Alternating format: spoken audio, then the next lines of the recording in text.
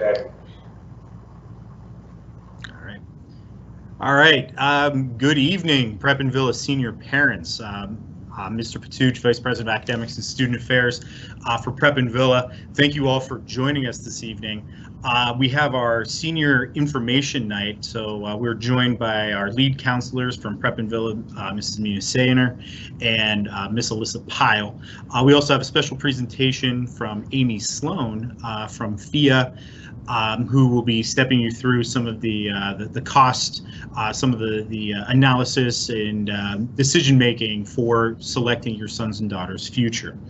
One thing to kick off this event that I wanted to talk to you all about is understanding that here at Preppenville, we obviously understand that this is a big year for your sons and daughters, and we want to make sure that even though this COVID pandemic is going on, we want to make sure that it's going to be as special as possible and maintain all of those Prep and Villa traditions that all of our families have come to expect. The second part is obviously, again, an unusual year.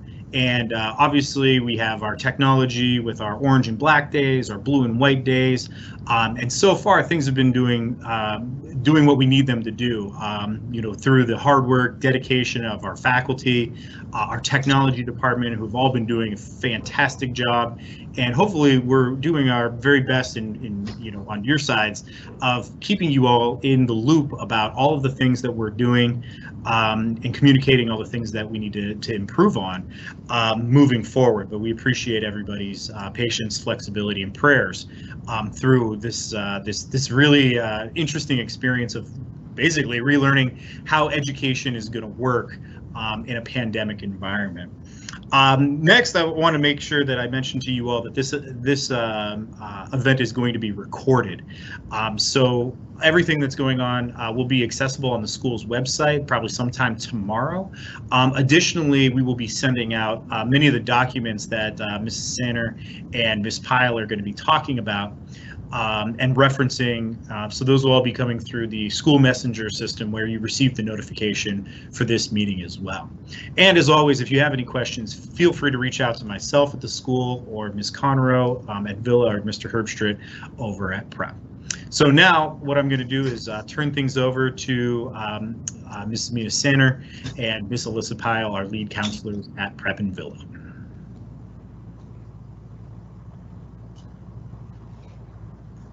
Okay. All right. So, welcome, senior parents. The moment you've all been waiting for. I want to first say that, as Mr. Patuch said, we will have a question and answer thing going over here in the chat box. We'll try to answer them as we go, but also at the end we will have a question and answer session for you guys to ask anything that wasn't answered.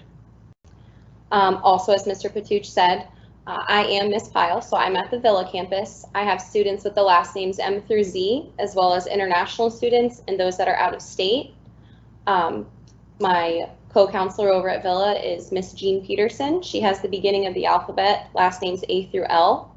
And then over here at the Prep campus, we have Miss Mary Hammer, who is A through L, last names, and Mrs. Mia Sander, who is M through Z, as well as international and out of state over here at Prep. All right, so first up, the procedure for submitting college applications. The first thing we want to say is that you should always consult the application process from the college or university's website first, especially now more than ever. Looking at these websites, it's going to tell you any changes, it's going to tell you new requirements or any updates as the year progresses. Like I said, now more than ever, things are changing. It might not be the usual SAT or ACT scores that are needed. Maybe there is something new like a letter of recommendation, an essay, or maybe there's an entrance exam. So always consult the school's website first. I wish that we were able to memorize everything on every single college's website or what their requirements are, but it's just impossible. The next thing is how to request things. That will all go through Naviance. So when they need a transcript sent to a college, or they have something that needs sent for a scholarship, such as a transcript as well, or if they need a letter of recommendation, all of your seniors know now. We have been into the classes and we have talked to everybody virtually. They know the process of it. I encourage you to ask them to show you, because maybe by them teaching you, they'll be able to remember a few things, and it will be second nature when it's time for them to actually do these things. Additionally, parents, you have the access to this as well. You guys will have your own access to Naviance, and you can find this information on My School app. If for some reason you're not able to find this information or you cannot log in, if you just reach out to Mrs. Sander or myself, we'll be able to get you logged in. And if you've used Naviance before, you already have access. You don't have to put in your access code again. All right. So the next thing is for transcript releases. So as we said, these will go through Naviance, and the only way that we can consider a transcript to be official is if it goes from institution to institution, and that is why we use Naviance. If I were to just hand a student or hand a parent, a representative, whoever it may be, a transcript, it's no longer considered to be, official. We have to have that seal on it, and if for some reason the student needs that and it isn't being sent through Naviance, they can just ask us to put that into an envelope. We'll seal it, we'll put our initials or our signature on top of it, and that will serve as making it official. As far as an unofficial transcript goes, if your student or if you need one, they were sent out at the end of the year last year, but maybe they got lost or misplaced. So all your student will have to do is just stop up to the office, well, email, and then stop up to the office, and we'll be able to give them a new copy of that. Same thing, if a student or a coach needs this, we ask that you go through the athletic office on Prepper Villa's campus, and they can kind of handle that by talking to the coaches. And again, we can give those transcripts then to the coach or athletic director, I'm sorry. The last thing is that a transcript cannot be given, unofficial or official, if there is a hold on the student's account. If that were to happen, we would defer you right to the finance office, and you guys would be able to fix that through them. So some important college website information. The first thing is the requirements for the application. Again, consult the school's website. Things are ever changing, so it might have been one way last year, or us as the counselors, we might have known what they were last year, but they may be changing. Especially with SAT and ACT scores, again, a lot of schools are going to test optional or not requiring them because COVID has canceled a lot of test dates. The other thing to mention is that if a student wants to send their scores to a school, when they register for the SAT or the SAT or ACT, they will request that during the registration process, and they have up until that date or possibly up to 3 days after. It kind of differentiates between SAT or ACT, and sometimes College Board makes up their own rule about it. So be sure that when your student is registering for that test, that they are putting in where they want those scores to be sent. They can send it up to 4 places for free, and then after that it is $12 or $13, that also changes every year, to send it to additional schools or institutions. The other thing, letters of recommendation. Students also saw this in class, as I said. They know how to request it. They know that they have to first ask a teacher in person, and then they have to provide additional information to that teacher. After they have done that, they know that they must go into Naviance and request it that way. If for some reason a student wants a letter of recommendation from somebody that is outside of Prepper Villa, all they would have to do is contact that person, have them write the letter, and then put it in a sealed envelope. Then they could bring that into us, and we can mail it out with everything else. The other things to consider are the method of application. So that means, is your student applying through Common App or Coalition or directly to the institution? Again, if you look on the school's website where your student is applying, it's going to tell you how they prefer the application to come through. We always say that if you do not need Common App for an application, don't fill it out. It's going to be much, much longer than applying directly to the institution. So unless you need Common App, try to apply to the institution directly. The other thing to mention is that there are some schools that require a self-reported academic record.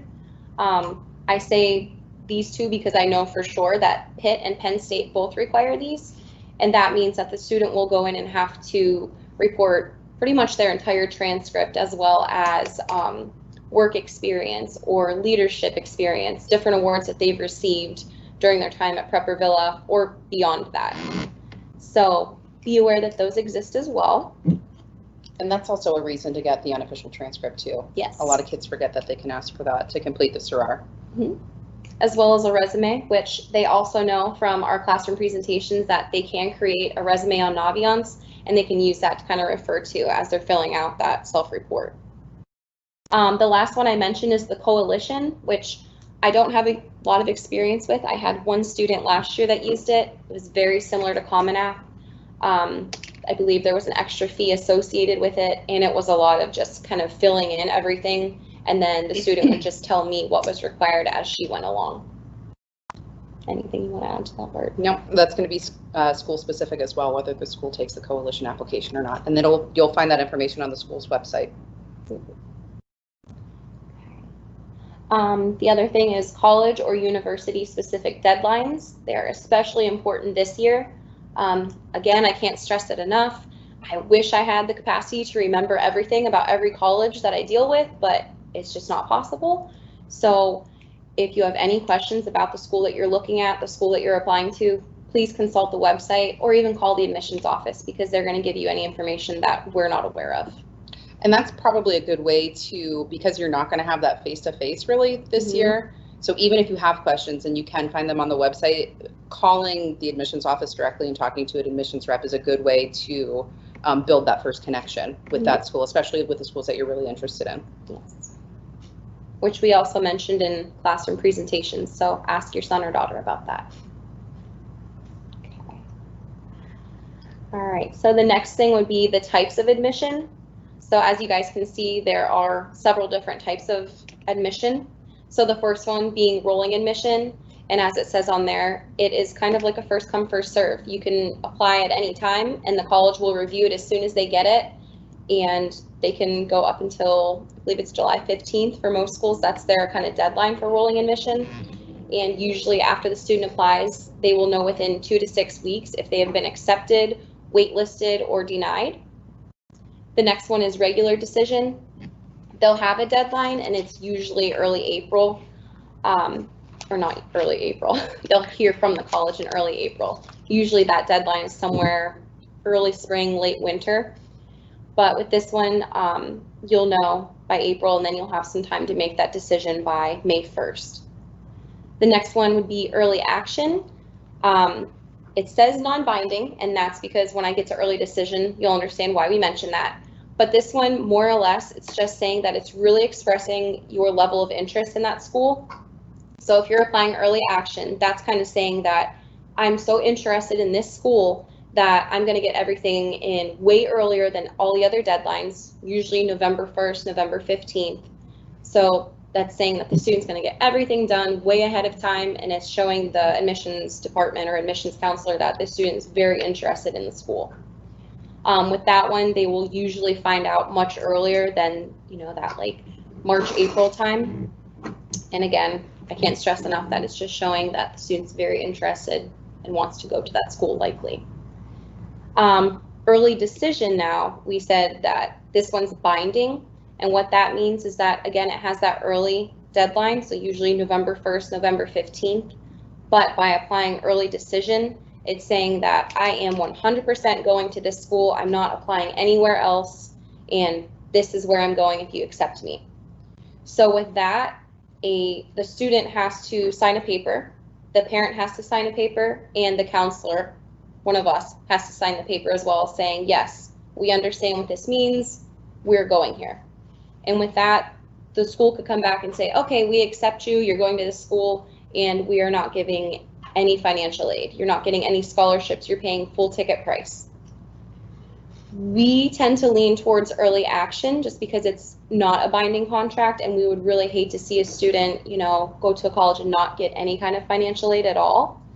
I've only ever used early decision really for athletes that have already committed to a school, and they already know that they're getting some type of scholarship. And the thing with this too is if a student were to, do early decision, apply to this school and be accepted, they could back out at the last minute. They could back out and say, I'm not going here, but then there's kind of like a blacklist where the student's name will be on, and other schools will see that and they won't be really able to apply elsewhere. So they won't really have another option or a safety net. In the big picture, you're really just limiting yourself as a student, and more so the school is getting the advantage there, and you're kind of the consumer. So having options is always a good thing. So that's why we say stay away from that if you can. And I mean, if there is anybody out there that is dead set on a school, we're not saying don't do it. Just come talk to us first. We'll kind of talk you through it. All right. So the next part, admissions. So it says that the deadline here is May 1st, and that says that colleges can't require a deposit up until that point, but by May 1st, students need to make a decision where they are going. They have to let all schools know if they are not going to a school they are accepted to. So say, they're accepted to 5 schools and they've selected one, they need to let those other 4 know. Thank you very much for your consideration, but I will not be attending this school, because that then opens up spots for kids that were on the wait list before. The other thing is that after a student is accepted, they must bring all of their acceptance letters and all of the scholarship offerings to us in guidance. Even if it's for a school that they're not going to. If they received financial aid or they got a scholarship, we need to know that, because we like to total it up at the end and see what the scholarship offerings were for that class. We also like to know where students have been accepted, because it also kind of helps future students, because we can refer to it in Naviance and see, oh, we had 10 kids apply to this school and 9 of them were accepted. So it's always good to know and pass on to future victors and ramblers, I guess. The other reason that we ask to find out where students are accepted and what their scholarship offerings are is because at graduation, again, like Mr. Patuch said, we want to make this year as special as can be. That includes graduation.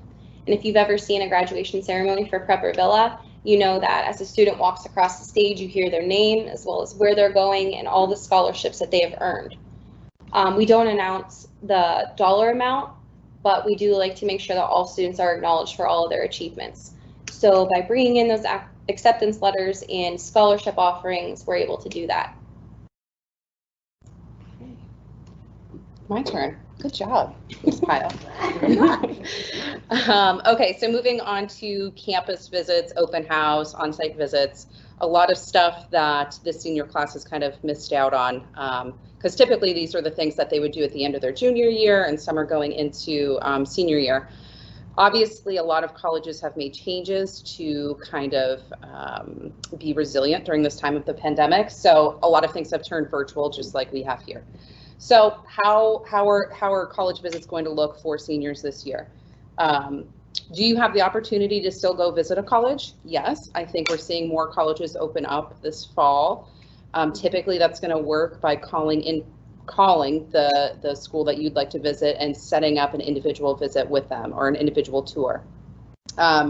There is always going to be virtual experiences. We get emails every day from schools inviting us to virtual open houses, virtual club meetings, things like that. There's so many opportunities that students can take advantage of and see what campus life is going to be without actually having to travel to those places. Can you still travel? Like I said, yes, just use precaution, especially if you're going out of state. We can't tell you where you can and cannot go, but we do ask that you use precaution and safety measures if you do travel. An important note, if you are going on a school visit, or even if you're communicating with a department chair or something like that from a college, have questions prepared. That's going to be one of the forms that we push out to you guys. It's available right now in Naviance. And it will be available on the school's website, hopefully within the next couple days. But just knowing, what do you want to get from a school and asking those questions when you have the person in front of you or on the phone or on a Zoom meeting. That's how you know and how you're going to figure out if you're going to fit into that campus life and if that school has what you're looking for. Again, this is also an opportunity to make a great first impression. Like I said, you guys kind of missed out on that face-to-face contact that you would typically have. That doesn't mean don't reach out and don't take initiative.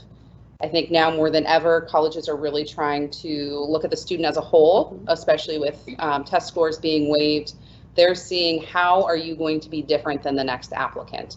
And you as a student taking that initiative is a really good place to start. So again, just participating any way that you can, even if it's not in person. If you do go to a school visit, you are allowed 3 school day visits. So if you wanted to, go walk around Penn State Barron for a day or any school, wherever, you're allowed 3 of those as a senior. So it is up to you to take responsibility for any missed work. You do have to bring back proof of the visit, which is typically a letterhead from their admissions office with a date, your name, stating that you were there for an official visit. I know here at Prep we have a purple form in the main office that students have to fill out, and they turn in 2 days before they leave. Villa does not have that form, so make sure you just bring back that letter stating the date and student's name. And this year we will be having in-house college visits. So historically we have had college reps come in and meet with our students face-to-face. Because we cannot do that due to the pandemic, they have transitioned to a virtual visit platform. The majority of them are on Teams or Zoom. Students sign up for them the same way that they have in years past. When we pushed into the classroom, we showed them how to do this. So once they sign up for those visits, they are sent a link right before the visits so they can meet with college reps in real time. It's just on a virtual platform. So it'll be the same information, just virtual. Because we do have the links available and because we have more flexibility with scheduling, those visits will be during school hours, but a lot of schools are asking to do after school hours so parents can participate as well. So if there's a school that, as a parent, you want to get more information on for your son or daughter, please just reach out to the guidance office and we can get you the contact information for that rep, and they are more than happy to meet with you virtually, which actually makes it really nice for parents too. Mm-hmm. If students are in school on the days that we have virtual visits that they have signed up for, we'll collectively meet in the library. Same at Villa's campus, they have to meet in the library. If they're learning remotely that day, they obviously just log out of whatever class they're in and log into the link that was pushed out. We do ask that students get permission from their teachers for the periods that they're missing. And again, we'll be keeping track of attendance because we have student lists of where or what virtual visits they're registered for at all times. So we'll keep track of where that is for you guys. Scholarships, I'm not going to talk too much about this because Amy is a pro. She's going to do it. So, but just to give you kind of general information, there are 3 types of scholarships. There's merit, need-based, and special talent. So you're looking at, academically earned scholarships. When you look at the estimated family contribution, the need-based scholarships, and typically special talents or athletic scholarships. We always tell our students, do not pay for scholarships. You don't want to pay for money. And we always have a running list of scholarships that are available per year because applications for scholarships will expire and then a certain time of the year they'll be renewed. So myself and Ms. Pyle are in charge of that on our campuses, and that'll be in Naviance. So that's always accessible to students to do scholarship research. We also have paper copies of scholarship opportunities in both of our guidance offices. And just with the pandemic, if there was a significant, I don't know if Amy's going to talk about this or not, if there's a significant shift in family income, make sure you speak directly to the finance office of the schools to which your child's applying, just to see if there's anything that they're doing specifically for that. So financial aid, again, this is kind of an extension of scholarships. Once your child begins college, if you don't have any children in college yet, they will complete the free application for federal student aid, the FAFSA, each year that they're in school. This is how they'll qualify for federal student loans and then their grants. So this is something that we ask every student to do each year that they're in college. They kind of have to. This is how they'll qualify for scholarships and things like that. Some schools will require a CSS profile to be done. Again, that's school specific. There's an additional charge for that. So you don't have to fill that out unless the school is asking for it specifically. We tentatively have our FAFSA completion night. We don't know if that's going to happen just yet or what that'll look like. Because historically we have had families be able to come in, and there are professionals here that have helped them walk through completing the FAFSA application. Tentatively that's scheduled for October 29th. We'll see if it happens. Either way, there will be information available when we make that decision. Okay, NCAA. As a junior, if you are a student athlete who wants to play D1 or D2 sports in college, you should have created your eligibility center profile. If you haven't yet, that's okay. You still have time, but this is what a student will need in order to be eligible to play those sports at a D1 or D2 level. It's really important, again, now more than ever, to reference the NCAA Eligibility Center website, because they are making changes kind of daily in terms of what they're requiring for the pandemic. This year for freshmen in college, the 2020-2021 freshmen, they waived their test scores. So whether that's going to apply for this year's senior class who will be freshmen next year, we don't know that. So just making sure that you're staying up with their information is going to be really beneficial to you. But as of right now, they do require the senior class to still report their scores. So when, like Ms. Kyle said, when you're in the registration process of the ACT or SAT, you will use NCAA as one of those delivering options. And their code for both of them is 9999. And if you're doing SAT, definitely use NCAA as one of your free score reports because you'll have to send it anyway. We have the link available in this PowerPoint, which will be sent out to everybody. I know sometimes students have gone to eligibilitycenter.com and that is incorrect. So make sure that you use the correct website. And kind of lastly is graduation, which probably seems really, really far away, but it always seems to come faster and faster each year. So right now, graduation is scheduled for Sunday, June 6, 2021. Prep will be at 12 p.m., Villa at 4 p.m. And right now, we have it scheduled for Erie Insurance. We think it'll be there. We think it'll happen. We certainly hope. we hope. But just in terms of, requirements for graduation, students must be passing all subjects needed to graduate. They have, this class is at the 29 credit mark. They need 29 credits to graduate. If students are failing 2 or more courses, they will not be able to participate in the ceremony at the end of the year.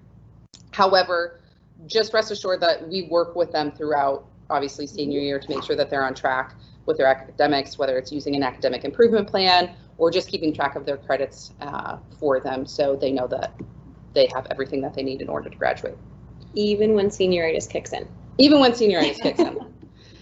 Okay, frequently asked questions. Do we have any questions that came up? No. Nothing. Nothing yet. Wow, okay. So here are some frequently asked questions. Do I need to take my SAT or ACT if I missed it last spring because of the pandemic? You do. It is still a graduation requirement for Prep and Villa to take the ACT or SAT, either one, at least once. Should I take my SAT or ACT again? So if you did take it and you didn't get the score you got, again, this is where we're going to defer back to the schools that you want to apply to. Typically, you can talk to an admissions officer or an admissions counselor at those schools, and they'll kind of gear you towards what they look for test scores, and if you're in that ballpark, and whether you want to waive your test score or not. That's going to be, you guys kind of get the benefit of making that decision this year, which is nice. Should I write an essay if it's optional? I think this year we're saying yes. Again, going back to kind of the anomaly of this year being different, and colleges looking more at the student as a whole and what they're going to bring and what they've been through and how they're different than the next applicant. And you guys have a lot to talk about. I mean, you're living through a pandemic, so use it and talk about it and write about it. Can I go to a college visit during school time? Yes, we talked about that. You're allowed 3 for your senior year. Is job shadowing beneficial, and how does this look during a pandemic? Yes, it's obviously beneficial to expose yourself to any opportunity to kind of decide what career path you want to partake in. In terms of the pandemic, I think just going back to, taking initiative with talking to colleges, do the same thing in terms of job shadowing. We have a huge network between Prep and Villa, and we are happy to, we connected with Advancement last year to connect students with job shadows with previous alumni, and I think they would be just as happy to either have a phone conversation with you or let you in on a virtual meeting. There's still opportunities. You just kind of have to take that initiative and ask about them. Do I have to ask in person for a letter of recommendation? Yes.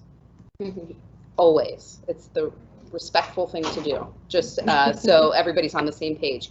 And I think be aware of deadlines for letters of recommendation. Yes. You need 2 weeks before an application is due to give a teacher enough time to write a letter of recommendation. So just be aware, if you're doing early action and that application is due November 1st, you are asking those teachers by October 15th. That's a huge point that we want to stress this year, because there's a lot of people who are applying to schools at the same time, and teachers have to write a lot of letters.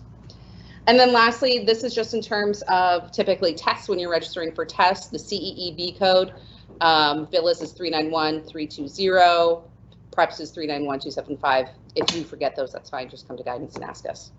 We do have 2 questions now. We have 2 questions. We do. Let's do it. So the first is, will a list of virtual visits be given to the student and parents so that parents can encourage their child to attend a specific visit? Yes. They are all available on Naviance. If the student goes to their homepage and then scrolls down to the bottom, there's a tab that says what's new, and on there, every single visit is listed. Additionally, I'm pretty sure we both did it. We both printed it out. Yes. Sent it out to everybody. So I know I printed it and I sent it out to students on, I think, Monday, but I know even since Monday, I've probably gotten like 8 new ones. Yeah. So my plan moving forward is at the end of the week, every week, and we're on the same page. We, every week, probably on Friday, are going to make a list of, hey, next week, these are the schools that are visiting and here's when they are visiting. And then we'll push that out to everybody. When can you start filling out the FAFSA form? Good So question. that will open on October 1st. Every year, right? Yeah. Every year? Every year. And Amy Sloan will tell you guys all about that. She's the pro. She knows everything about FAFSA, FIA, and everything else, really. We love you, girls. Oh, we love you too. We're so thankful for you. We have, is there a list of scholarships to apply for, or is there a website to use? So again, yes. On Naviance, we have a list of them. We have a list on Naviance, which your students do know how to access that list. We taught them Monday, Tuesday, and Wednesday. Also, we gave a list of internet websites that they can use, that they can look on these different websites, and usually the students will then answer like a questionnaire, and after you fill that questionnaire out, it will populate a list of different scholarships that are available to you or are a good match. And again, I'm pretty sure it is on Naviance already. At the very bottom of the page, there's a section that has different announcements or updates, and it's there, but I also attached it to something that will be sent out probably by the end of the week, along with this PowerPoint. Is the ACT score that they took in sophomore year all they need, or was there a pre-ACT? That was the pre-ACT. Yes. So sophomore year, they would have taken the pre-ACT. I'm not sure if you mean, do they need an ACT on top of that for graduation? But if that's a question, yes, they will have to take an ACT as a graduation requirement as well. And if that wasn't the right answer, just write it again and I'll fix it. What if you already What if you already submitted an application but didn't do it within Naviance and the college is waiting for transcripts? So we did show students the other day how to do that. So what they'll do then is they'll go into Naviance, and this is going to sound like a totally different language when I say it, but I swear your student will know what I'm talking about. If you go in Naviance, and then you'll add a school to the colleges I'm applying to, and then in there they'll indicate that they applied directly to the institution, they have submitted the application, and what the deadline is.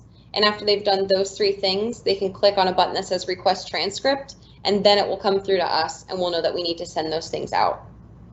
And I think I've heard a lot more this year of students and parents being concerned that they need to apply now, which obviously we want them to apply early, but I think just be aware that colleges, it is okay that if you have not applied yet, it's totally fine and normal, and they're probably just now starting to look at applications.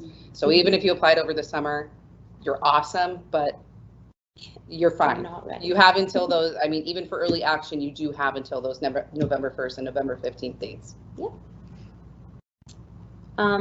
And if you need more clarification on that, reach out to one of us and we'll kind of walk you through it, because I know without Naviance in front of you and seeing what I'm talking about, it probably doesn't make a whole lot of sense, so just let us know. We have, what have you heard in the admissions community as to whether applicants will be at a slight disadvantage if they choose not to submit an SAT or ACT score? I wouldn't say I've heard much of a disadvantage, but what I've heard is that the college reps are really relying a lot more on like personal essays or letters of recommendation. I don't know that I would call it a disadvantage necessarily, but they are just relying on other parts of the application to kind of get a better understanding of that student as a whole. And again, they're relying a lot more on the GPA or QPA as well. And I think that the information in Naviance, if you look at school-specific information in Naviance, you can kind of see their average test scores for acceptances. And if your, child or, whatever doesn't score within there, but they still want to apply, then they now have the option to waive that test score. So just take advantage of that if you want to. Yeah. Are students required to take an SAT and an ACT or only one? Just one. They can pick whichever one. They've likely taken the PSAT and the pre-ACT, so whichever one they've liked better, we encourage them to do that. And colleges won't specify. They don't care which one they take. I've yet to encounter a school that prefers one over the other. That might be all of them. We good? All right. We're going to transition to Amy Sloan from FIA, who's going to talk about all things financial aid. Let's get your PowerPoint up here. If you have any more questions, feel free to reach out to us, though. Slide out of the way. And you'll be telling me if there's a Q&A, correct? Yep. Okay.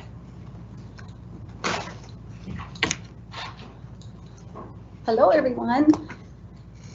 This is a little bit different. This is my first virtual financial aid night, so I can tell you I'd much rather see you in person, but this will do. And please, as you have questions, you can submit them just like you were when the counselors were talking, and we can stop the presentation, answer the questions, and at the very end, again, I will try to answer all the questions that you have. My goal is to try to only talk for about 45 to 50 minutes, so I'm going to speed through this. Do we have this presentation on your site? Yes, it's going to be uploaded. Okay, the presentation is going to be uploaded to the websites of your schools, so that'll be very helpful to you. My contact information is going to be, I just got to figure out how to forward this. Okay, so this is me, Amy Sloan. So I work for FIA. So FIA stands for Pennsylvania Higher Education, and our goal is to provide access to education for families. I take care of 6 counties, as you can see. Please make sure that, if you have a question, you don't get it answered tonight, that you contact me, and I'll hopefully be able to answer your questions. Just one second.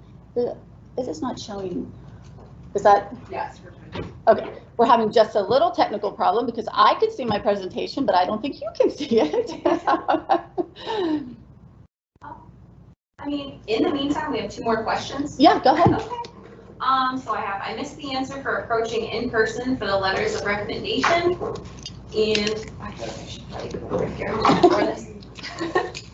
So for that, we ask that the student would first ask the teacher in person, or whomever it may be, ask that person, hey, would you mind writing a letter of recommendation for me? I'm applying to such and such school.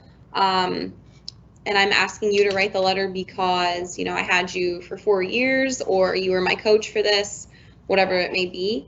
And then the student will hopefully, most likely get a yes, and then they would go on to Naviance and request it.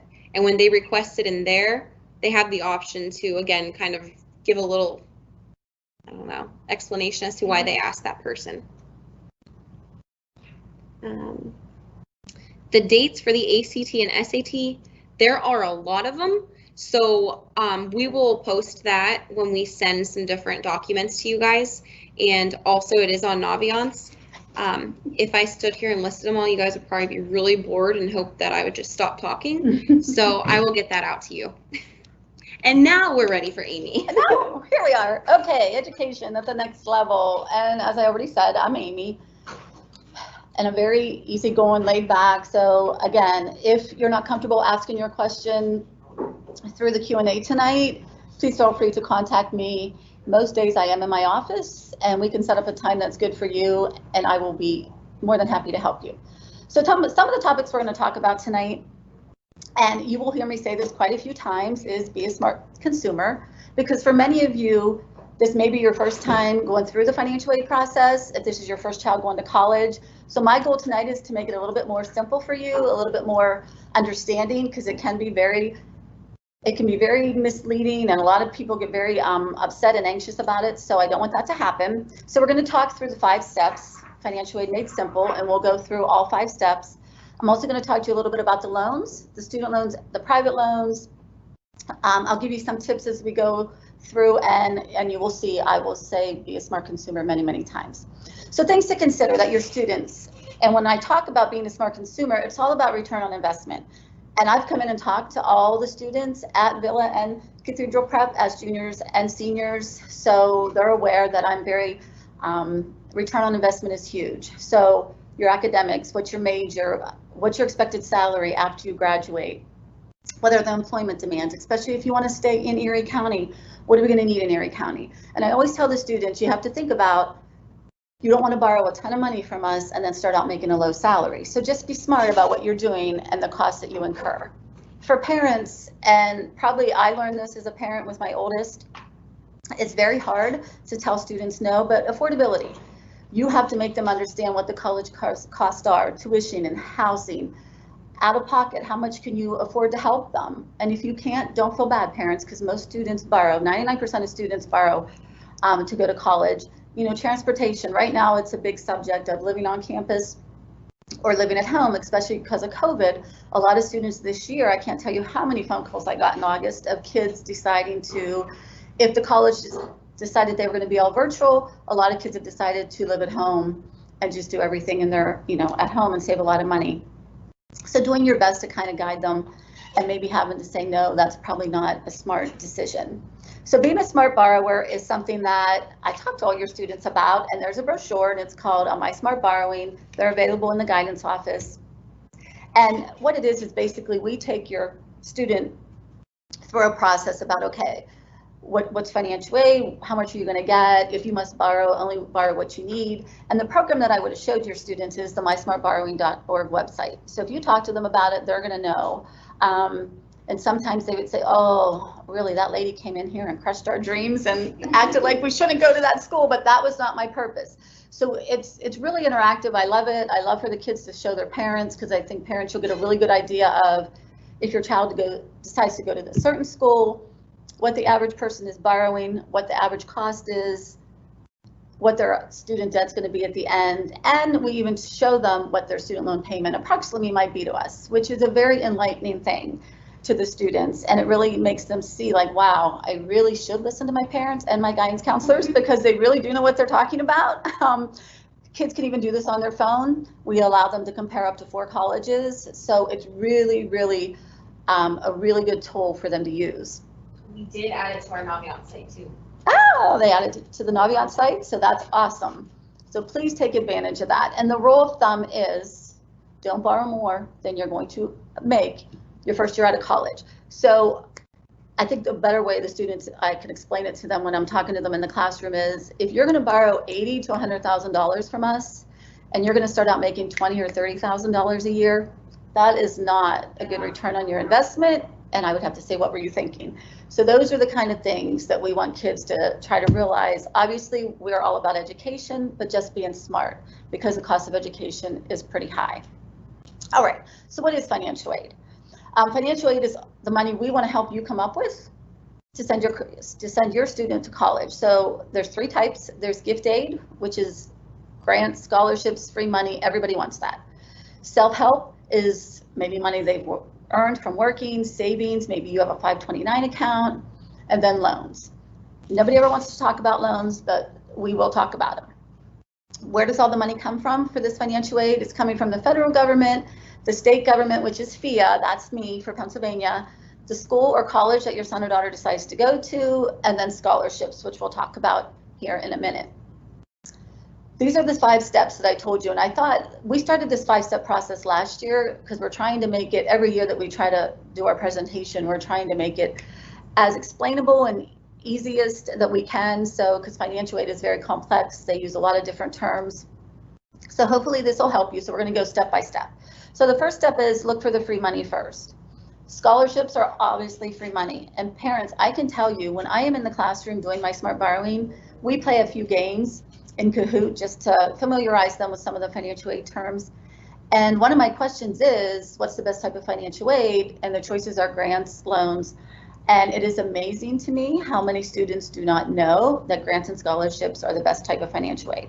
A lot of kids will pick loans, which that's why those questions are there, because we want to get the conversation going. So make sure they know scholarships and grants, wonderful, wonderful ways to get free money. I know the counselor already talked about it. And what I always tell the students is some tips. Never pay for it, like you were already told. If they're asking for a fee, don't do it. Don't ignore those smaller scholarships, $500 scholarships or $1,000, because those add up. Don't miss deadlines. A lot, probably 99% of scholarships are going to request proof that you filled out the FAFSA form. So we always recommend that you do the FAFSA form no matter what your income level is. Search for scholarships every year. Even when you go to college, I always tell students, if you do really well, like your freshman year, go into that financial aid office and make sure you know, because there's a lot of endowment money that is given to the colleges. Make sure you're asking about that. Like, is there any scholarships I can apply for? A lot of kids could be doing that now. You know, if you just Google scholarships, there's all kinds, Kentucky Fried Chicken, Walmart, they're out there. I think a lot of times what scares students the most is the essay that they have to write. And again, you seniors are going through COVID. Adversity, tell us about yourself. I sit on a lot of committees in my area where I live, and we don't want 2 or 3 pages. We want your story. What makes you special? Why should we pick you? And what adversity have you overcome? And obviously this whole senior class has overcome a lot of adversity with COVID. So just to the point, why you should get it. There is a federal website. It's called fastweb.com. If your students want to go there, it is a free search engine, but I can tell you, the more information, they'll have to set up an account, the student, and the more information they give us, they'll get shot an email, like as they're searching for your child, hey, you might want to look at this one, you might want to look at that one. It's free, it's the federal government, they're not going to share your information with anybody. So if your student's really ambitious, please have them do that, because it's free money. Grants, there's 2 types of grants basically through the federal and state. We're going to talk about the federal first. The federal program, there's a Pell Grant. And again, Pell Grant, that's free money. The maximum Pell Grant for this coming school year is going to be $6,345. And what I mean by that is totally free money. How the college process works, if you're not familiar with it, most colleges are 2-semester schools. So you're going to get a bill, parents, fall semester, spring semester. If your student was eligible for the whole $6,345, we're going to cut that in half. They'll get half for the fall and half for the spring. Besides the Pell Grant, there's a lot of campus-based aid out there. SEOG, up to $4,000, and you cannot control any of this. It's all going to be determined based on the information you give us on this FAFSA form, but you might qualify for that. Work study, I could talk an hour about work study, but I won't. However, work study is a question on the FAFSA form. Are you interested in federal work study? I always tell students to check yes to that. It's a job on campus. They offer the students who have the most need first. However, I can tell you, financial aid officers have a list in their offices that say, hey, this student came in and they said they're interested in work study, because some students don't take it when they're offered it because maybe they have a job already or their schedule doesn't permit them to work. But work study is that you work around your hours. If you work 3 or 5 hours a week, it's income, parents. So for the Pell Grant, work study, any of this through the federal government, you have to be going at least half-time. Most students right out of high school are going to go full-time, which is at least 12 credits. The maximum awards, this is out of order because this is a state grant, so I am just going to skip that.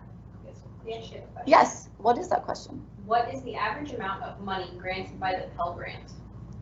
The maximum is $6,345. How about the average? I don't have an average. I'm sorry. We would have to ask that.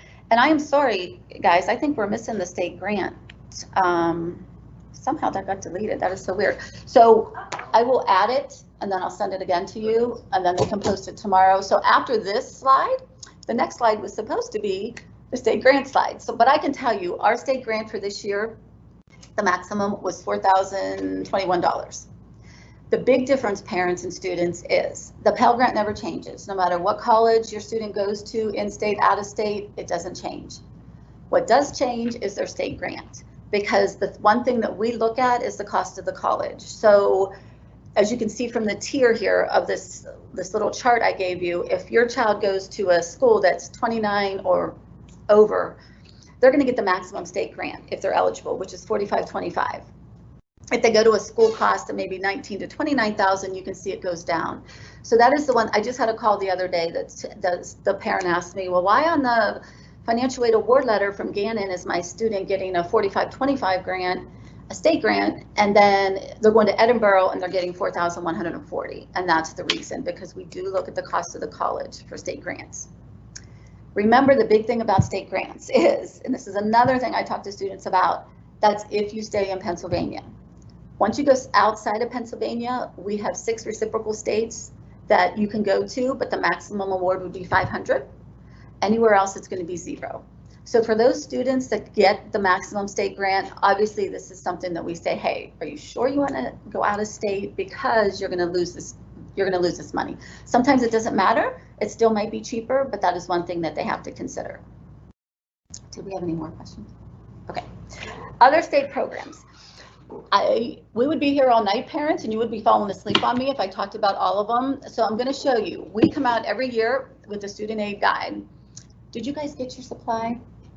In the guidance office, they have all the materials that I'm talking about. Plus, I'll show you at the end where you can order anything. We always say this state grant guide is like the Bible of financial aid. We update it every year. It talks about every single program we have out there. So please go ahead and look at that. The one special program that I will talk about is the PA TIP, the Pennsylvania Targeted Industry Program. That's third to the bottom. That is a program that for kids that may decide to go to a trade or technical school, that they supplement the state grant. So you're not going to lose money if you don't go to at least a 2-year program, because the PA TIP makes up for that. So there are some special programs out there you might want to take a minute and read about. So that's scholarships and grants. Step 2 is deadlines. So every school has different deadlines, and that's why we're always referring you back to the schools or the colleges' websites. The free application, as we already stated, it comes out October 1st. So that is like a crazy day for us, because a lot of people they get on, they're very anxious, they want to get on October 1st and start their FAFSA form, which is fine, but you don't have to. I honestly would say wait a couple days, because last year it crashed on October 1st because there were so many people that tried to do it. So if you wait a couple days, it's not going to make a big difference. The biggest thing you want to remember is colleges might have some deadlines. They might want you to have the FAFSA form done by November 15th or January 1st. So you always want to just check their websites and make sure you're doing that.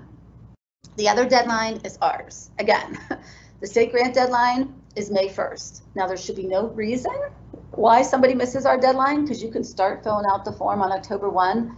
But unfortunately, sometimes people get busy, things are going on in their life, they forget to do it. So you always just want to make sure. I've been trying to get kids, since October 1st is the first you can do it, I always tell kids, Thanksgiving break or Christmas break, when you're home, do your FAFSA form, renew your FAFSA form, so you don't have to worry about it after you go back to school in January. So you always want to be watching our website and the college's websites.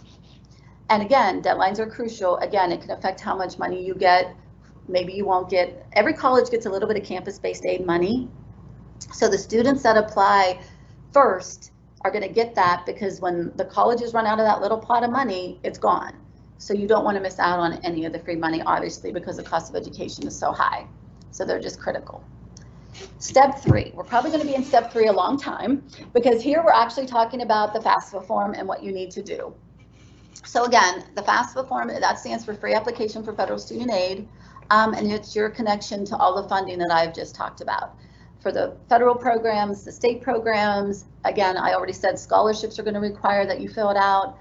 So I'm doing actually a chat on Friday, and one of the questions is, you know, if I make too much money, why should I fill out the FAFSA form? And that's just a huge myth, because first of all, things could change in your household, unfortunately. Hopefully they don't, but this year a lot of families have seen that happen. And again, a lot of people and a lot of different scholarship committees, they want it. So just do it every year. After the first year, it's not that bad. We transfer a lot of the money for you. There's 3 ways you can do the FAFSA form. You can do it online at studentaid.gov. And I just want to point out, for families that maybe are renewal families, and you've done this in the past, the federal government this year, this is big and new, they've condensed everything to studentaid.gov. So over the next year or 2, we're getting rid of FAFSA.gov, FSAID.gov. They want to do a one-stop shop. So all the publications are everything's being redone to say studentaid.gov. So that's the website you would go. You can also do it on your phone at mystudentaid.app. Or if you're not comfortable doing it online or on your phone, you can actually call the federal government, the 800 numbers there, and they will send you the actual application that you can fill out. So again, it is available October 1st. This is what the studentaid.gov website looks like. So it can be very confusing. I think when you first look at it, it can be overwhelming. But just always on the right-hand side, as a student, they're always going to log in, and we're going to talk about how they log in. And then once they log in, it's going to take them through understanding financial aid. You want to fill out your FAFSA form. So the more you'll play with their website, and they're updating it continuously. So in another year or 2, it's going to be perfect, but they're always making changes. So the first thing we're going to tell you to, because you've seen how there was a login sign, is create your FSA ID. Parents, if you went to college, we used to have a PIN number. It was a 4-digit PIN number, and that's how we know you. A few years ago, the federal government changed that to it's called Federal Student Aid ID. There is, and all your guidance offices have them, there's a 7-step process. If you want to get one of these, they're going to use this FSA ID to fill out the FAFSA form, to apply for a loan, and they're going to use it as long as they're in college. Parents, one parent in the household is going to need an FSA ID also. So make sure that both parents don't need it, or parents, if you already have one, maybe you're in college right now, you can still use that as a parent, but one parent is going to need one. This is going to be your password. You're going to write it down, email addresses. And these are some of the problems that we have run into. First of all, students don't want to use their school email, their high school email, because it's going to go away after they graduate. Mobile phone. They added this last year, and if they connect with their mobile phone number, it is saving a lot of aggravation, because as long as they go through all the steps, they're going to be able to use that to log in. So we're trying to make it as simple as we can. Security questions. There are going to be a few security questions that you're going to set up, and obviously you're going to need your social security number to do this. So before you sit down to do your FAFSA form, and this is something you can do now, parents, you can go ahead, you have until October 1, go ahead and get your FSA IDs. Student gets it, parent gets it. I'm supposed to tell you you're not supposed to write them down because they're private, but I always tell, the first thing I usually say when I start a financial aid night is start a folder, put everything in that folder. Parents, put yours, put your students, and then every year you pull that folder out so you know, and you have all that in there. If you have any problems with your FSA ID, you can call me. There's also a number that I can give you directly to the Department of Ed, because that is their website, and they can help you figure it out if you get stuck. Because believe me, FSA IDs can be a problem. Last year was a lot better, so hopefully this year will be even better. Any questions on the FSA IDs? Okay. What you're going to need to complete the FAFSA form. This is kind of like a cheat sheet, parents. So senior parents, you will be doing the 2021-22 FAFSA form. What you're going to need to sit down and do that FAFSA form is obviously your social security numbers, your tax returns. So we do prior year. So we're going to need 2019 tax information, untaxed income. So it's a very good idea to have your tax forms in front of you. If, and I say if because some of you will have to, some of you will not. If you have to tell us your assets, we're going to want to know your checking account, savings account, the day you're filling it out. So if you fill it out on October 1, what do you have in your checking account that day? Stocks, bonds, And it's all listed there. You know, what I can tell you, probably the best advice I could tell you is take step by step. The nice thing about the FAFSA form, if you're doing it online, you can save it and get out of it at any time, because it's not completely submitted till you get to the very end. So a lot of parents will do that. And especially this year, because we're not sure if we're going to be able to have a FAFSA night, I would say start it and then write down your questions. Make sure you save everything. We keep it in there. You're not going to lose it. You can contact me, or we're going to figure out a way. Maybe we can have a FAFSA night, even if it's me talking a little bit. Yes.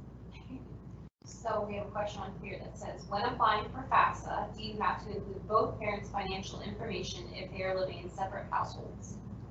We're going to get to that. And no, you do not. It depends. So there's a lot of maybe, maybe not. So I think that's coming up here in the next one, second or third slide. So we'll talk about that. And if I don't answer everything that you're thinking of, make sure you send it in again, and we'll give you more information, I mean.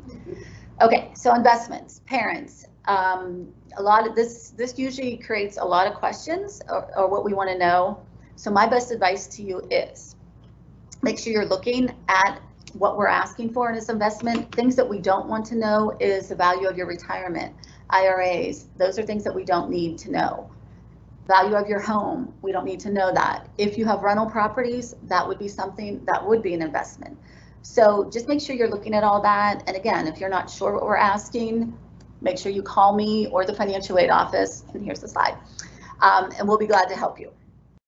Aside from the student, who reports information on the FAFSA? So if parents are married, living together, if biological parents are living together, even if they're not married, their information goes on the form. For divorced parents or parents that are legally separated, living in two separate houses, it is this parent that the student lives with more than 50% of the time. If, for example, mom and dad are divorced, mom is remarried, and you as a student live with mom and stepdad's information has to go on the form.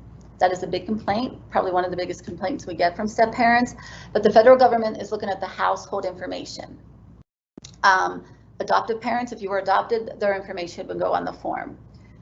On the right side of that, as you can see, we don't want foster parents, legal guardians information, anyone else that the student is living with. That would kind of be a special circumstance, and you would want to ask or inquire about that. So again, probably the biggest question I get is, well, how do we determine which parent provides more than 50% of the time support? Because a lot of divorce situations, the student lives with one parent one week and the other parent the next, and they just go back and forth. You have to decide that. A lot of times we'll say, okay, which parent provides maybe the health insurance or just provides a little bit more of the income? It's hard for us to answer that question for you, but you can contact me and we can talk about it if you'd like. So hopefully that answered your question, who was ever asking that. Let's again look at parents' income and assets. So again, I already told you, and I'd like to just refresh on this, parents, so you know, we're looking at 2019 income. Allowances are made for taxes. A lot of times parents will ask me, well, how much money is too much money? And I wish I knew that and I could answer that question, and they take away all this other stuff.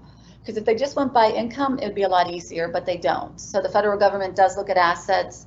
So there's no certain amount of money. I can tell you, I've had parents that make over 100,000, have 6 people in their household, and they've gotten free money.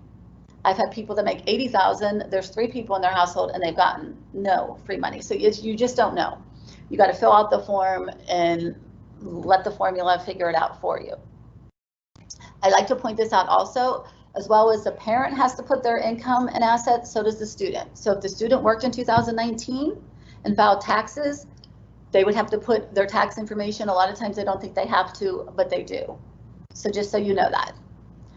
Income protection allowance, and I'm just going to point this out because I never realized how some of the stories I tell parents really listen to, because I get calls from parents from 3 years ago that they heard me talk, and this was an example. I just had a mom call me the other day that said she's a single mom and her son received a lot of free money.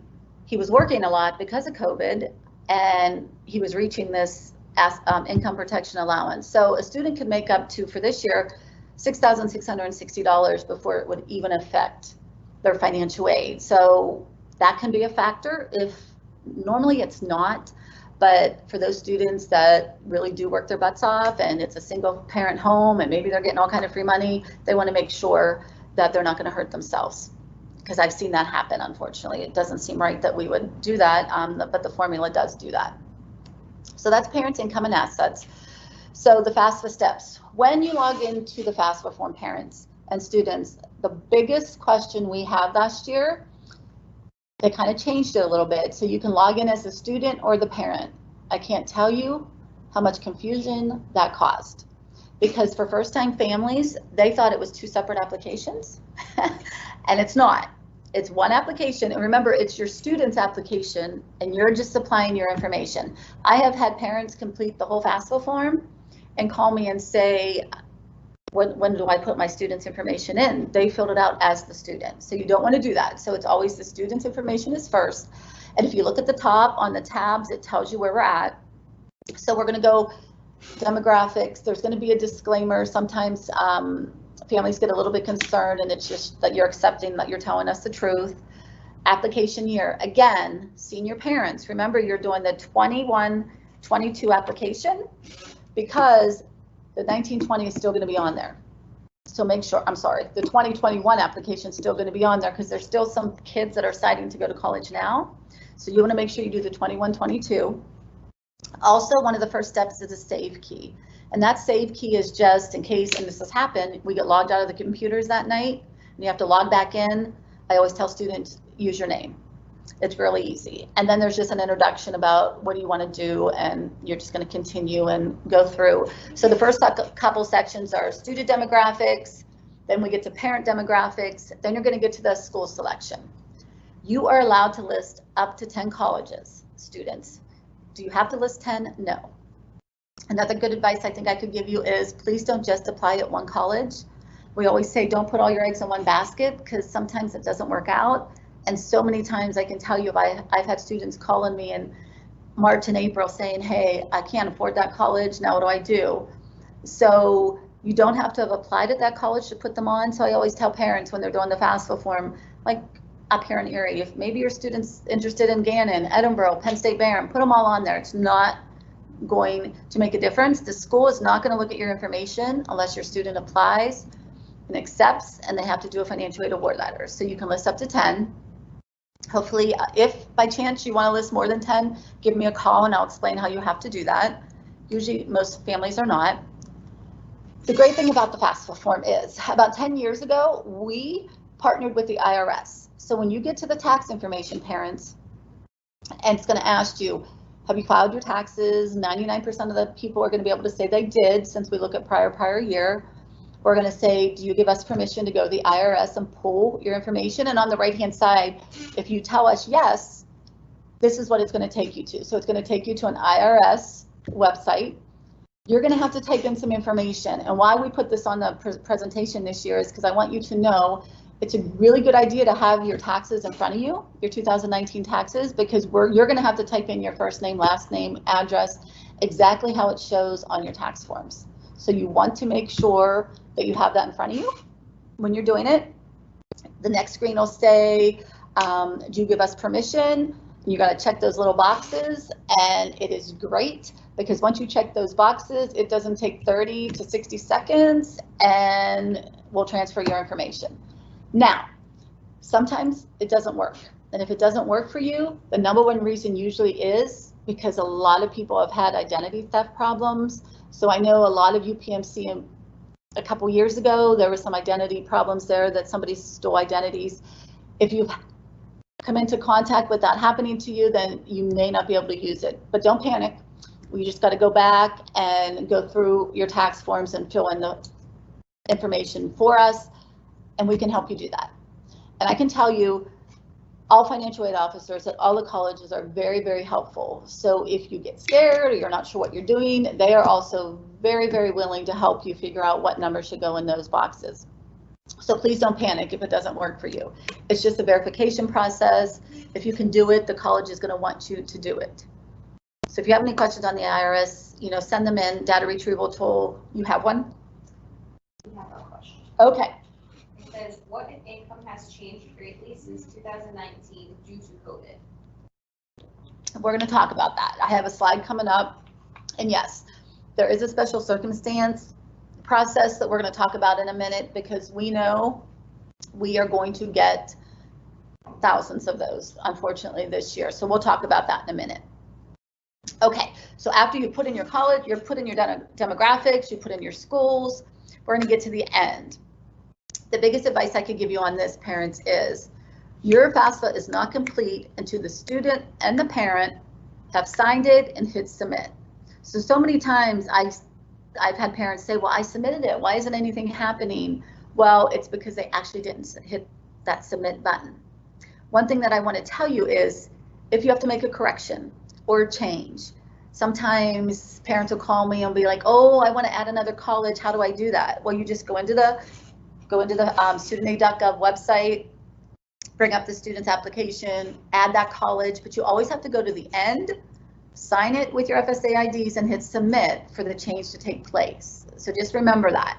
And again, if your student decides to take that direct loan that all students qualify for through the Department of Education, they're going to use their FSA ID for that also. So they're going to use it many, many times. So that's why I say, write it down. This is what the last screen is going to look like.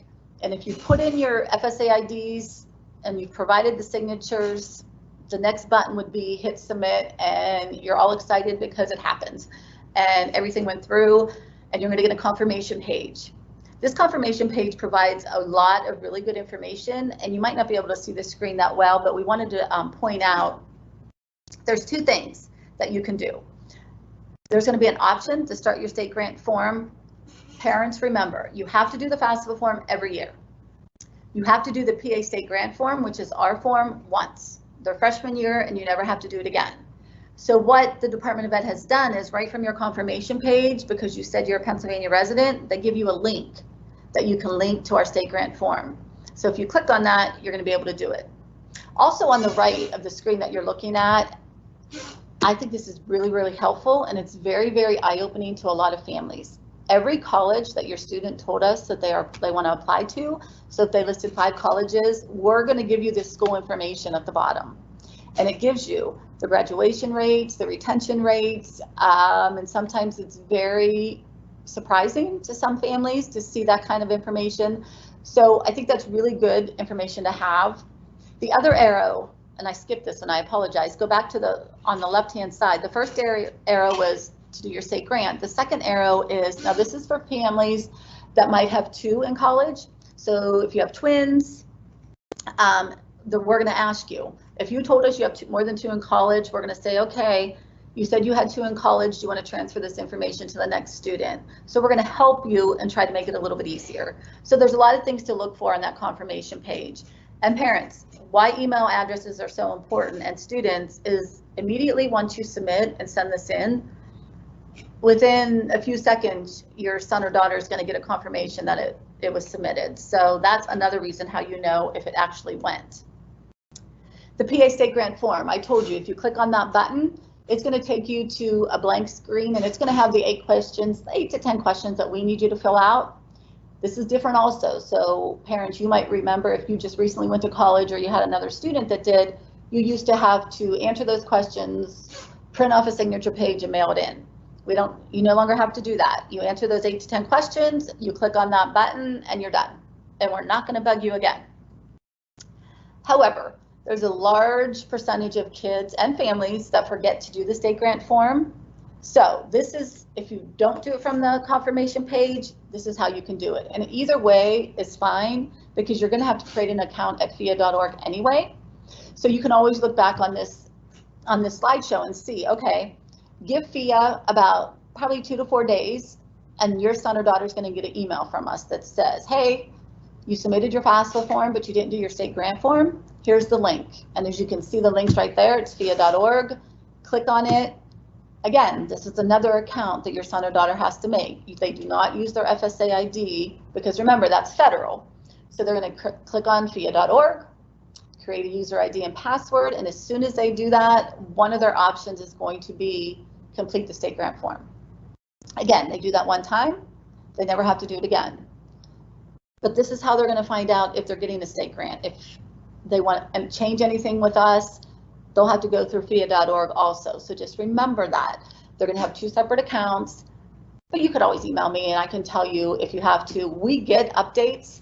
If you make a correction on your FAFSA form, we get them up until April 1st. Anything after that, it has to be done separate. So I would always advise you to call me and I can always bring up the students' information and their account and look and see what we have. Yes? Question. Yes. Question? Can you use a family email address on FAFSA? You can. You can either use, like the student, I would recommend that the student use one that's just their email, but a parent, yes, you can use a family one. What I did when my oldest one, my first one went to college, I created an account that's all I used it for, was financial aid stuff all the way through to my 3rd child was done. So that's a good idea actually, because then you always know what email to look at. A mom or dad are always checking it because students get busy. They're getting a lot of emails. Sometimes they don't know, but I can tell you parents, if it says Department of Ed or if it says FIA, you need to look at it because that means something needs to be done. So that was a great question. Okay, some FAFSA tips. Just if you're sitting there thinking you're like, okay, you're a little bit overwhelmed, don't be. Social security numbers are huge. Get your FSA IDs in advance. Don't mix student parent information. The gender question is optional. Answer it for selective service though, okay? Have federal tax and other related information in front of you. If you have to plug in those numbers yourself, you're gonna want your W-2s. And actually, you're gonna need your W-2s anyway. And this is something that I forgot to say. We transfer your information if you use the IRS data retrieval tool. However, we're gonna ask you to, if parents are married or parent, a step parent, if you're married, we're gonna ask you to separate parent 1 and parent 2. So it's always a good idea to have your W-2s because you can look at that and see what mom made, what dad made, because that's something obviously that we can't transfer. It's okay to estimate if taxes aren't filed. That used to be a big thing, but usually we don't have to worry about that most of the time because most families have already filed. Review your untaxed income questions. And I just want to say again, one of the biggest mistakes families make, and I've had this quite a few times this summer, families have gotten aid in the past but didn't, and families forget, because if you've only ever done it, you know, the freshman year and now they were doing the renewal form, a lot of families this year for some reason put the value of the retirement. Please remember you don't have to do that. You might have to put, depending on the type of retirement, what you contributed in 2019 but not the value. And then asset questions. I had a mom, and thank goodness she called us because her daughter got some aid last year, free money, and then this year she wasn't. So I was able to go through it with her, and her assets went up like a large amount, and here she put the value of her home. So she forgot that she didn't have to. So that's why we're here. You're going to pay a lot of money for your son and daughter to go to college, and I tell students this all the time. That's why we're here as reps for FIA to help you, and that's why the financial aid office staff is there. No question's a silly question. Ask us. We'd rather you ask, email, whatever's best for you, so you don't have to go back and make any corrections. 529 plans must be reported as a parent assets. Do not report a business if you have less than 100 employees. So if anybody has a question on that, you can submit that question. Do not report a farm if you live on that farm. And again, don't think I'm crazy because I'm sitting here talking about assets a lot, but some of you are going to be able to skip those questions. If your income is under a certain amount, you won't have to answer those questions. So it just depends. Every family situation is different. Some other forms that you may need to complete, which I think they already touched on, is the CSS profile form. And again, you don't want to do that unless you have to because they charge you for that. And then college specific forms. And what I can say about that, some of the private schools, I think they're shying away from it a little bit, but some private schools might send you another form asking additional information. There's actually one in my area. And I always tell families, if you get a form from a college that your student got approved to go to, that means they need that form. So there's usually no getting around filling it out. You can call and talk to them about it, but if they send it to you, they're going to want you to fill it out. They want additional information. Yes. Well, I have my own question just from last year. We had a lot of students who were pulled for verification. Is that through the government for FAFSA, or is that through the school? They had their FAFSA pulled for verification. Okay, that's a good question. She's asking about the FAFSA being pulled for verification. So The fun part is families. You could be picked for verification through the federal government, which would be through the college, and then you can get picked for verification through FIA. So there's two separate, and that a lot of times confuses people. Well, I gave that to the college. Well, I'm sorry, but now you got picked through FIA. So you have to do the same thing. Every year, there's a certain percentage that they have to verify. So there's a good chance you might never get picked. If you have a better chance of getting picked if you get awarded free money. So it's not a bad thing. Don't panic. I get a lot of those people that say, hey, why am I getting this? Just send them copies if that's what they want. They just have to do it. It's the federal role that they have. So look at that big blue circle. Lucky you don't get to fill out the FAFSA or the CSS profile form just once. You get to go through the process every year you attend college in order to continue. So please remember that. We already talked about that. Don't forget, you have to do that renewal form every year, parents. And the good thing is the first year's the worst. After the first year, we transfer a lot of the information for you. And then all you have to do is update the income, or if you're switching schools. So we try to help you out that way. What happens after you file the FAFSA form? Information is going to be shared with FIA and then every college that you listed on the form. In a few days, you'll get an email telling you that your student aid report is there for you to view. Your student aid report is something that a lot of the scholarships that your son or daughter might apply for, they're going to ask for proof, and that's what they would give them, a copy of the student aid report. They should be monitoring their emails in case there's any questions or something got pulled, because behind the scenes, after you submit, it's going through a bunch of verifications, whether it's Social Security, just verifying who you are, everything matches, and if something doesn't match, you're going to get an email. I'm going to talk, yes. Yay! If a parent has student loans deferred or in forbearance, does that hurt the student's chances for financial aid? Not at all. That's a very good question. I get that question a lot. Parents, if you have student loans, you're in deferment, that is not going to affect any financial aid that your son or daughter is going to get. So don't panic about that. Good question. Expected family contributions. So once you submit that FAFSA form, and I'm not going to go into big detail about this because it's very confusing, but you're going to see an EFC number. And that number is derived from the federal formula that we process everything through. And in theory, the EFC is the amount a family can reasonably be expected to pay, but parents, don't panic when you see that number, because most of the time families are like, I cannot afford that. So again, read that bottom bullet. In reality, it's not the amount a family is required to pay, but it is rarely the amount a family actually pays. So don't panic. That's just the number that they go by. This is how it's calculated, and I already told you, I wish we would just look at income, but so you'll feel better, parents. I will have a lot of families, and they'll start as soon as October 1st comes around, calling me, asking me about assets, and should I sell this property or should I sell these rental properties? Just remember, free money is basically primarily income driven. So a lot of times I tell families, no, it's not going to matter. Your income's too high anyway. So don't worry as much about your assets, but that is what we look at: your household income, the number of dependents in your house, assets, obviously, the number of kids in college. So it's kind of like 5 things that we look at to determine your EFC. This is has to do with the question that we got, special circumstances. There is no getting around putting 2019 information on that FAFSA form. You have to submit it that way.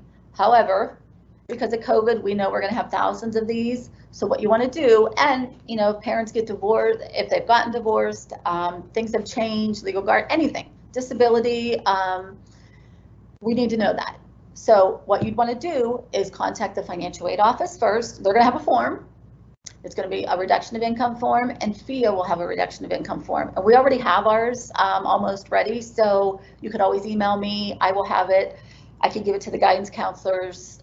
We're going to have tons of families that are going to want it because of COVID. They had a reduction of income form. So yes, just remember, there's no way to get around it, putting 2019, but we can reconsider everybody's household income after the fact.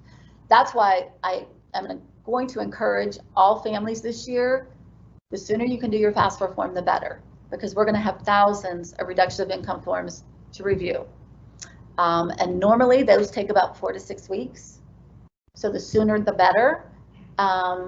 it'd be great because you'll be ahead of everybody else. The fourth step, do we have any other questions from step 3? Okay, we're getting there. Step 4, compare school financial aid offers. So what happens is, parents, you've done your FAFSA form, you did the state grant form, you get to sit back and wait. All the colleges that your son or daughter has applied to will send you a financial aid offer. It's either a financial aid award or there's a couple different what they call them, but basically what you're looking at is how much of the money is free money, which awards are based on need, and which are based on merit. So a lot of our private schools, because I always tell families, and I don't think I said this yet, you know, don't not let your student apply to private school because you think you can't afford it, because private schools have $1 billion a year to give away in free money. They get tons of endowment money. So I always say, let them apply, see what they get. The financial aid award, I always say, you know, my advice would be apply at a state school, apply at a public school, or state related, and apply at a private and see what you get. Because I experienced it. It was cheaper for my son to go to a private school, my oldest, than it was for him to go to a state related school. So based on merit, if your student gets a lot of money based on their merit, you just know that there's probably going to be some stipulations with that. They're probably going to have to keep their GPA up. So you always want to ask about that. Will awards increase as tuition increases? Unfortunately, usually they don't, but you can ask that. Will awards change from year to year, and will loans be needed? So everything's going to be step by step. It would make our lives so much easier, parents, if everybody was mandated to use the same award letter, but they're not. And I can tell you just by going into the classrooms, actually at your 2 schools, a lot of times the kids will bring them, or they've been showing us them on their phone, and they're all different. College, I love my colleges, I love my financial aid officers because I work with all of them, but they're all trying to get students right now. Our job is to make you understand what the financial aid award letter is showing you. So comparing packages, this screen, I just want you to look at the $20,000 college. So at the top, those would be the cost of colleges, $20,000, $30,000, or $50,000. The college's cost is usually always at the top. And then your EFC, parents, whatever your expected family contribution is going to be there. And then they're going to subtract that. And then your need for this student is $17,000. Normally, all the free money is listed first. So if there's going to be a Pell Grant, a state grant, maybe a academic award, it's going to be listed. The loan's going to be there. Every student, that's the only thing I can guarantee you. So when we talk about loans, we'll go through this again, but all students qualify as freshmen for that $5,500 loan. This student in the $20,000 column wasn't awarded work study. So you as parents and your student are going to look at this and say, wow, I got total aid of $11,500. Your student's going to say to you, wow, all I need to come up with, Mom, Dad, is $8,500. That's all we have to borrow. But because you're here tonight and you're listening to me, you're going to say, no, 55 of that 11,500 is already loan money. So remember that you actually have to come up with 14,000. Probably 99.9% of colleges put that direct loan in every financial aid award letter, just assuming that your son or daughter is going to take it. So just know that's their loan money. That's the maximum a freshman can get. And then we're going to have to go to a different avenue if you need more. I want to point out the $30,000 school, and we're not going to go through that whole process, but you can see that student got work study. Another common error is, parents, that if your son or daughter gets work study, that would be $1,000 for the fall, $1,000 for spring for this student. Don't deduct that from your bill, because as they work those hours, because remember that's like a job, they'll get a paycheck. So that's a common error that parents will not, they'll subtract that and they shouldn't. Do we have a question? Okay. If you already have a Parent Plus loan for the student's older siblings, does that get considered? It depends on where you're applying. If you're applying for the Direct Plus loan, is that what they had? Parent Plus. Parent Plus, yes. That could be in your debt to ratio configuration. Yes, that could be considered. Any others?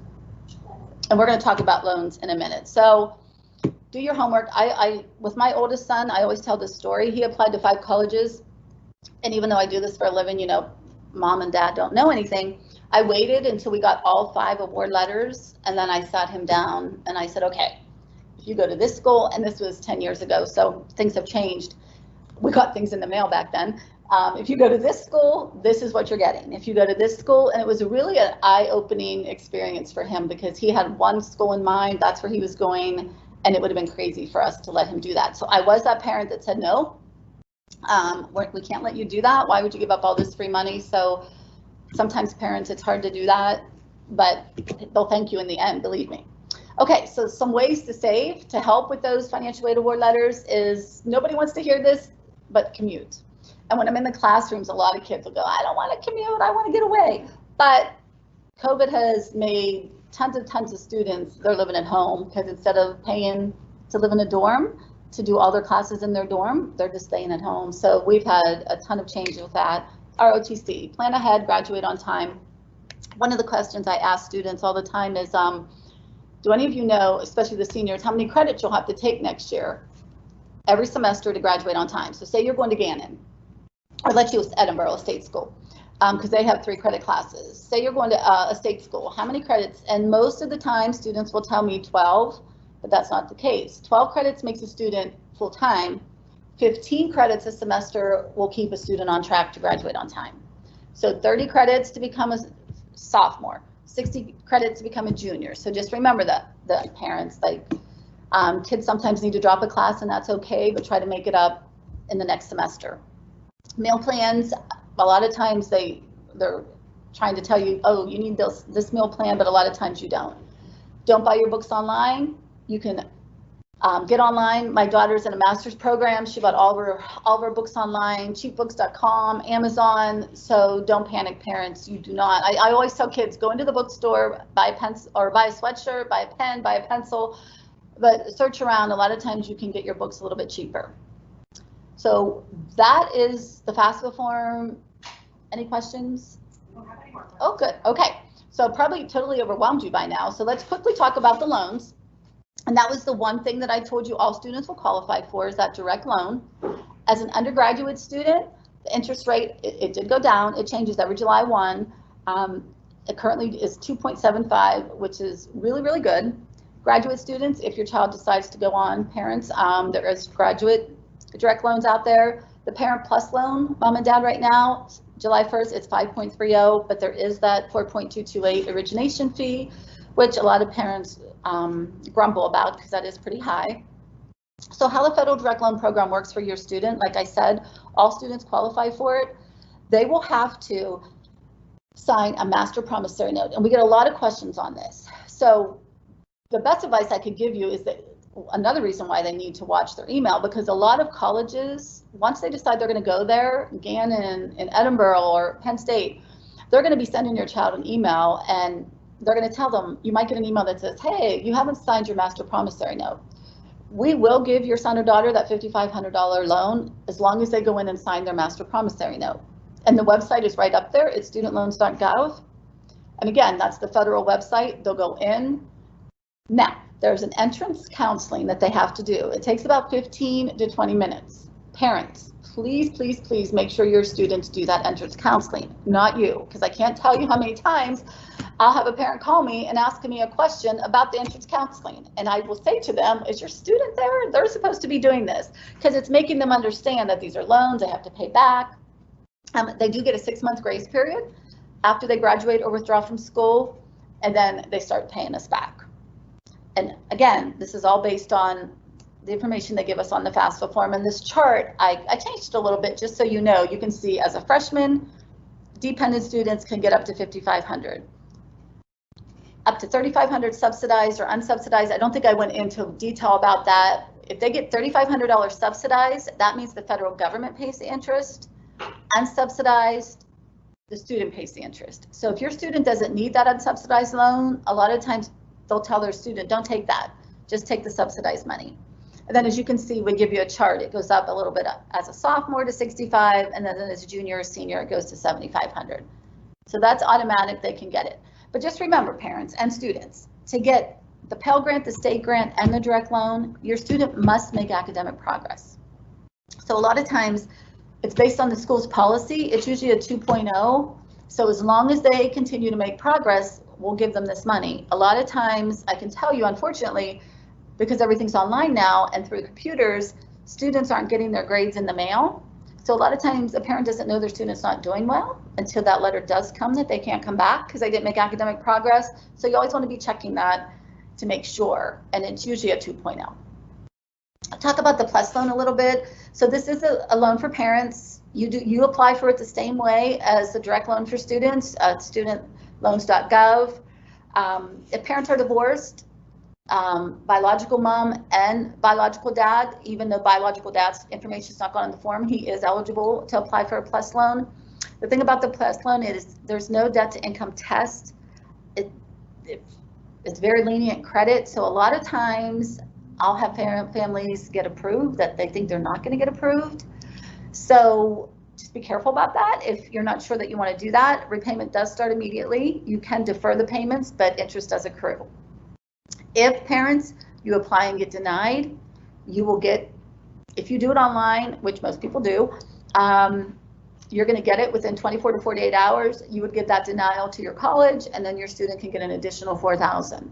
So besides the $5,500, they can get the $4,000. So that's just the federal direct. What has become very, very common are private alternative loans. So we'll talk very, very quickly, and we always advise, only consider private or alternative loans after looking at other sources of financial aid. There's banks, credit unions. I don't have a list of alternative loans, of lenders and what their interest rates are. The thing I can tell you is get online, Google alternative loans, and read the fine print. When does payment start? This would be a loan that would be in your student's name, and parents you would co-sign. So a lot of times, depending on the lender, sometimes the co-signer is released after so many years. It just depends. I can tell you that FIA became an alternative lender last year. The program is doing unbelievably well because, and the reason FIA got into that again is because our CEO was like, wow, there's a lot of lenders out there. The interest rates are really, really high. So he decided we got to get back into that to try to get interest rates down. So the PA Forward loan is out there. It's on our website. I can't tell you who to go through. I can just tell you, you might want to look at the benefits of the PA Forward right now. We're hoping that other lenders come and give the same things that we are right now, because it's not on there. There's a lot of incentives. So let me tell you, like if a student graduates on time, we're reducing their interest rate like 0.25. If they sign up for direct debit for their payments, once they start repayment, they're reducing their interest rate. Parents, if you co-sign after 4 years, you're released if the student makes on-time payments for 4 years. So there's a lot of very good incentives. They do it's based on credit scores, but that's an alternative loan that I would say that you might want to look at. All right, some final thoughts. What you can do now, obviously all of you are applying at colleges. You can get your FSA ID now. Visit the website, see what the financial aid pages are telling you when they want you to do it. And again, what can you afford? Every college, and I hadn't talked about this, as you can see that yellow box, net price calculator. Parents, if you're wondering what the average person is paying going to that certain school that your son or daughter is looking at, every college has a net price calculator. Get on the website.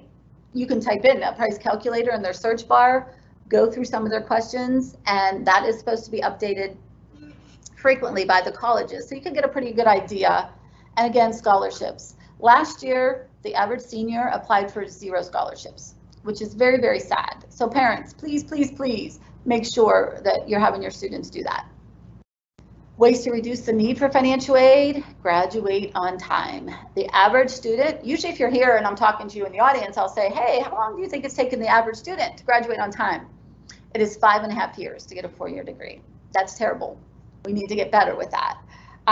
Research, find the right school for them.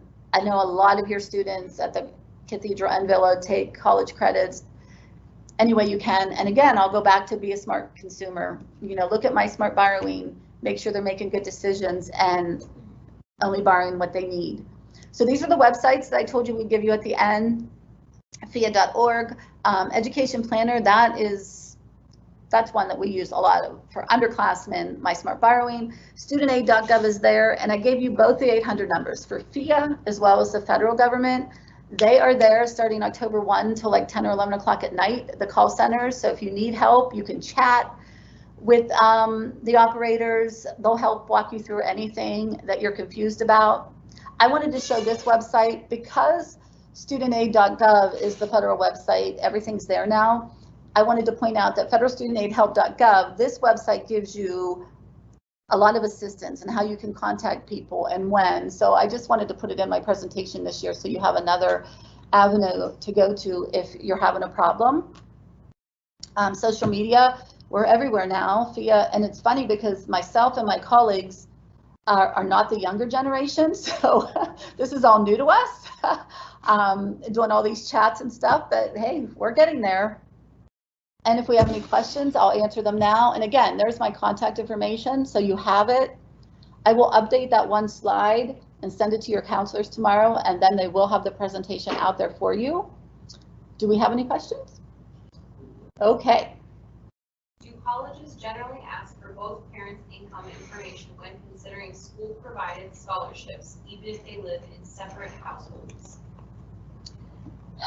Most of the time, that is a good question. Most of the time, the colleges are going to look at the information that you put on the FAFSA form.